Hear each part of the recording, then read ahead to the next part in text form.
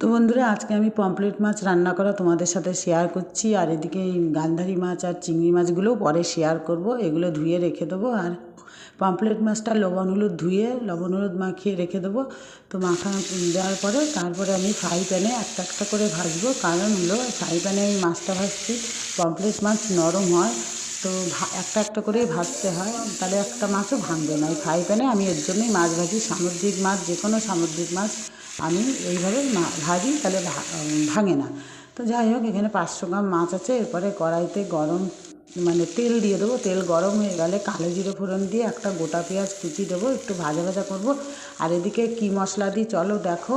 কাজু বাদাম, পোস্ত আর সর্ষে, 6-7টা কাজু বাদাম দিয়েছি, 2টো কাঁচা লঙ্কা দিয়েছি, আর পোস্ত সর্ষে দিয়ে এটাকে মিক্সিতে পেস্ট করে নিয়েছি। আর এইদিকে টমেটো কুচিটা, পেঁয়াজ ভাজা হয়ে গেলে এর মধ্যে দিয়ে তারপরে দিয়ে দেবো যেই মশলাটা করেছি, সেই মশলাটা এর মধ্যে দিয়ে দেবো, কাজু বাদাম পোস্ত বাটাটা। তারপরে স্বাদ মতো লবণ দেবো, কাশ্মীরি মির্চ দেবো, আর দেবো হলো হলুদ, আর একটু স্বাদ মতো চিনি। কারণ সামুদ্রিক মাছ, এইসব মাছে একটু মিষ্টি দিলে ভালোই লাগে। আর পমফ্রেট মাছে আমি মিষ্টি একটু সামান্য দিই, তোমরা চাইলে নাও দিতে পারো।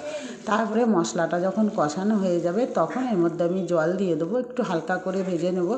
তো তেলটা ছাড়ার পরেই জলটা দেবো। জলটা দেওয়ার পরে এবার ঝোল মাখা মাখা করবো জন্য আমি খুব বেশি ঝোল দিইনি, মাছটা যতটা হবে ততটাই দিয়েছি। তারপরে আমি ফুটে ওঠার পরে আমি মাছগুলো একটা একটা করে দিয়ে দেবো। খুব আস্তে আস্তে দিতে হবে, কারণ মাছগুলো যাতে ভেঙে না যায়। তো এইবার আমি একটুখানি মাছটা ফুটে উঠলে ধনেপাতা উপর দিয়ে ছিটিয়ে দেবো। তো আমার ভিডিওটা এই পর্যন্ত। তোমাদের কেমন লাগবে জানি না, অবশ্যই বলো। আমার আজকে পমফ্রেটের রেসিপি এইভাবেই আমি করলাম।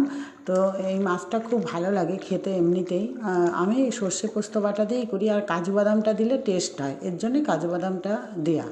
তো আমার ভিডিও এই পর্যন্ত। ঠিক আছে বন্ধুরা, নেক্সট ভিডিওতে আবার দেখা হবে।